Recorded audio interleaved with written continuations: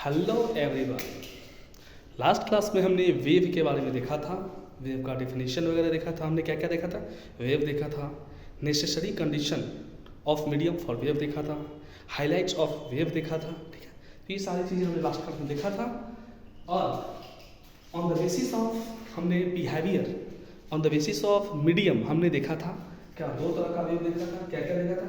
Mechanical wave, second हमने देखा था इलेक्ट्रोमैग्नेटिक वेव। मैकेनिकल वेव को क्या बोलते हैं हम?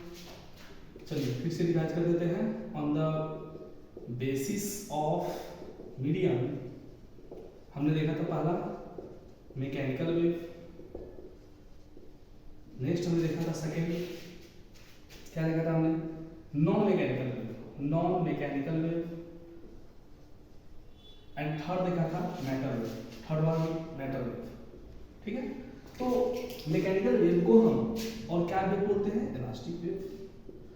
इलास्टिक वेव, मैकेनिकल वेव में एक्चुअली क्या होता है कि which require medium to travel. Wave required medium to travel, which require medium to travel. ठीक है, तो इसमें क्या एग्जांपल दिए थे मैकेनिकल वेव में? Sound wave. Sound wave example हो गया वेव ऑन स्ट्रिंग। ठीक है, उसके बाद वाटर सरफेस जो होता है वेव ऑन स्ट्रिंग, ये सब हमारा देखेंगे हम। ये क्या हो गया? Mechanical wave. सेकेंड होता है नॉन मैकेनिकल वेव, इसको हम बोलते हैं electromagnetic, electromagnetic wave, electromagnetic wave भी बोलते हैं इसको। ठीक है, इसका जो एग्जांपल होता है, और इसको हम सबसे पहले बोलते हैं which does not require medium, जिसको मीडियम की जरूरत नहीं पड़ती है। ठीक है, एग्जांपल क्या हो सकता है इसका? जैसे रेडियो वेव, रेडियो वेव। ठीक है, एक्सरे, एक्सरे, रेडियो वेव। उसके बाद हम देख सकते हैं लाइट वेव। एग्जांपल इसका है इलेक्ट्रोमैग्नेटिक वेव। इलेक्ट्रोमैग्नेटिक वेव में हम देखेंगे, जैसे देखिए ये हमारा होता है इलेक्ट्रिक फील्ड। ठीक है, EMW का मतलब हम समझाते हैं आपको। EMW electromagnetic wave, electric field. ये हो गया magnetic field, magnetic field. And third में जो होता है ये तो हमारा डायरेक्शन ऑफ वेव मोशन है, तो इस डायरेक्शन में ये क्या हो गया? Wave motion. ये इलेक्ट्रोमैग्नेटिक, ये पढ़ना हमें क्लास 12 में। नेक्स्ट है मैटर वेव। तो मैटर वेव में क्या होता है? मैटर वेव में which does not require medium, which does not require medium. तो मैटर वेव में क्या क्या हो सकता है? जैसे कि हो जाएगा एग्जांपल में हम देखें तो अगर होगा हमारा इलेक्ट्रॉन, प्रोटॉन, न्यूट्रॉन, ये सब हमारा हो जाएगा मैटर वेव में। मतलब इसमें क्या होता है? इसके लिए हमें चाहिए मूविंग माइक्रोस्कोपिक पार्टिकल। ये कहाँ जनरेट होता है? मूविंग माइक्रोस्कोपिक पार्टिकल के बीच में ये हमारा मैटर वेव जनरेट होता है। और ये पार्टिकुलरली हम पढ़ते हैं कहाँ पे? हम पढ़ते हैं क्लासिकल और क्वांटम फिजिक्स में। हमें क्वांटम फिजिक्स में हमें इसका स्टडी करना है। ये क्या था? On the basis of medium. ठीक है, नेक्स्ट होता है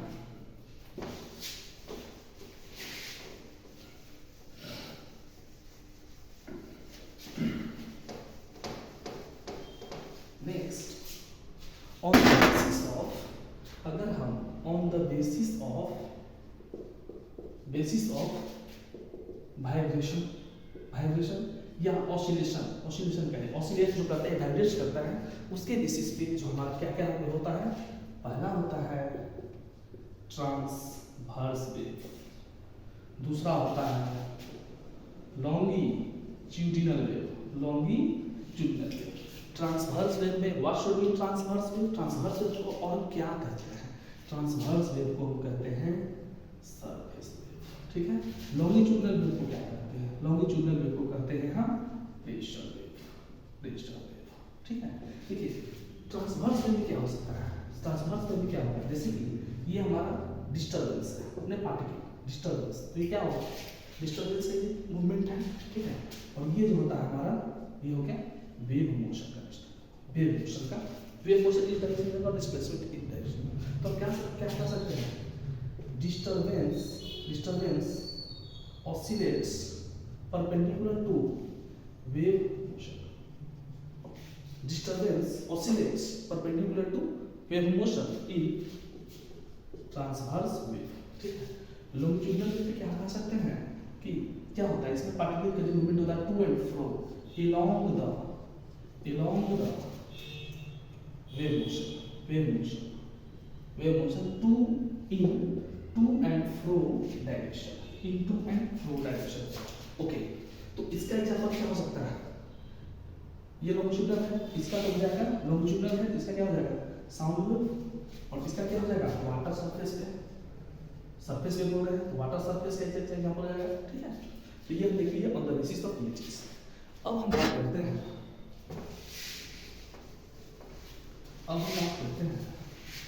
कि जैसे आप देखिए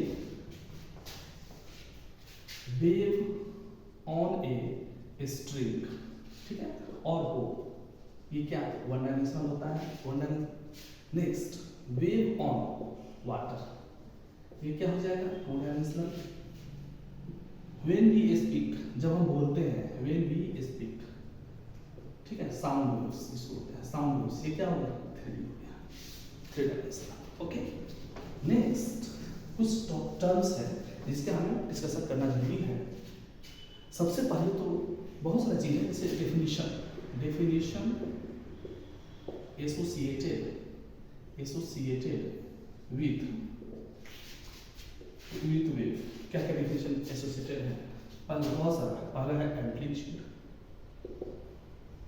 एम्पलीट्यूड, दूसरा है वेव नंबर, तीसरा है वेवलेंथ, फोर्थ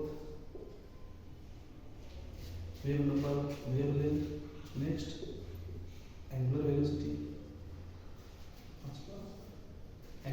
हो गया, टाइम पीरियड, फ्रीक्वेंसी, ये सारी चीज हमारा associated with wave equation. Amplitude क्या होता है कि ये हो गया हमारा एम्पलीट्यूड, मतलब ये प्लस ए है, maximum displacement from in position, that is the amplitude. Maximum displacement from the mean position, that is the amplitude, ठीक है। वेवलेंथ क्या होता है, वेवलेंथ मींस ये जो हमारा ये क्या होता है, इसको क्रेस्ट बोलते हैं और इसको ट्रफ बोलते हैं, ट्रफ टू कंसेक्यूटिव क्रेस्ट और ट्रफ के बीच का जो डिस्टेंस होगा उसको हम लोग वेवलेंथ कहते हैं। Distance between two consecutive crest और trough is termed as wavelength, या the distance covered travelled in complete one cycle. यहाँ तक वन साइकिल हो गया, ये भी हमारा क्या हो गया लाइन का, दिस इज द वेवलेंथ, ठीक है। ये सारे से टाइम पीरियड होता है, टाइम पीरियड हो गया, टाइम पीरियड क्या हो गया, टाइम पीरियड हो गया। मान लीजिए ये हमारा let us suppose time period को अच्छे से करते हैं और फ्रीक्वेंसी को। टाइम पीरियड क्या होता है, टाइम पीरियड अगर मान लीजिए ये हमारा एक वेव है ट्रैवल किया से, ठीक है, 1 2 3 4 हम 4 साइकिल को पकड़ते हैं, 4 साइकिल को, तो 4 cycle completed in let us suppose 2 second, तो 1 साइकिल कितना हो जाएगा 2/4 सेकंड, मतलब कितना 1 साइकिल कितना कंप्लीट होगा हाफ सेकंड, राइट। ये क्या होता है टाइम पीरियड। सो टाइम पीरियड क्या होता है, देखिए फ्रीक्वेंसी का रेसिप्रोकल होता है, ठीक है, ये टाइम पीरियड हो गया। नेक्स्ट फ्रीक्वेंसी क्या होता है, सिमिलरली अगर आप एक वेव पैटर्न बनाएंगे 1 2 3 4, तो आप देख लीजिए मतलब 4 second is equals to 4 second, मान लीजिए 4 सेकंड में 2 साइकिल कंप्लीट किया, 2 साइकिल, तो 1 सेकंड में कितना हो जाएगा, 1 सेकंड में कितना हो जाएगा, अच्छा 2 सेकंड में 4 साइकिल, तो 1 सेकंड में कितना हो जाएगा 4/2 साइकिल, मतलब 2 साइकिल, मतलब 1 सेकंड में 2 साइकिल कंप्लीट किया। मतलब क्या होता है frequency, number of cycle completed in 1 second, number of cycle completed in 1 second, 1 second, ये होता है फ्रीक्वेंसी। और फ्रीक्वेंसी क्या होता है 1/t, मतलब 1 टाइम पीरियड। टाइम पीरियड का क्या होता है सेकंड यूनिट होता है, और सेकंड क्या लिख सकते हैं सेकंड इनवर्स, और सेकंड इनवर्स क्या होता है हर्ट्ज। तो ये हमने आज थोड़ा सा different terms associated with the हमने ये देखा आज। अच्छा नेक्स्ट वेव इक्वेशन क्या होता है, हम सब जानते हैं वेव इक्वेशन होता है y = a sin ωt - kx, ठीक है। ये हो गया general equation of wave equation, general equation of wave.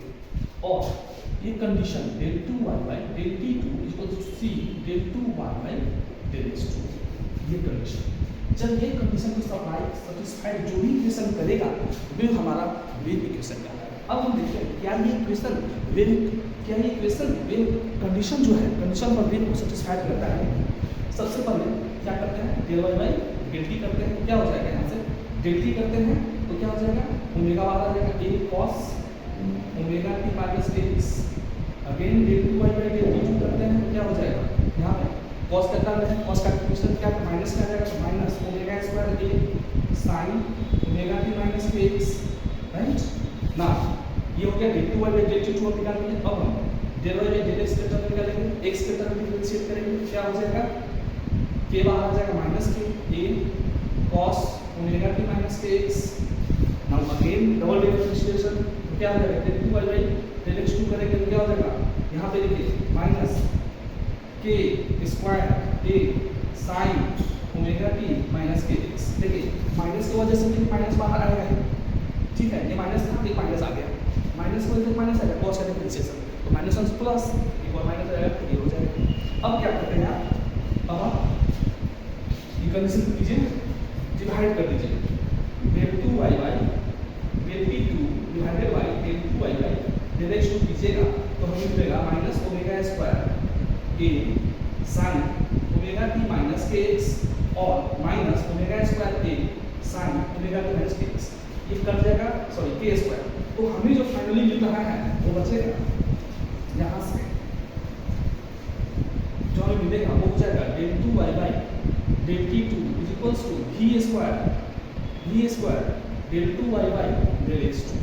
यहाँ पे omega square by k square को हम क्या लिख सकते हैं वी स्क्वायर, ये क्या होता है सी, ये हो जाएगा c. Finally del two y by del t two is equals to omega del two y by del x two c. ये हमारा इक्वेशन को सेटिस्फाई किया, इसलिए ये हमारा क्या कहलाएगा वेव इक्वेशन कहलाएगा। Thank you so much for watching this video, thank you.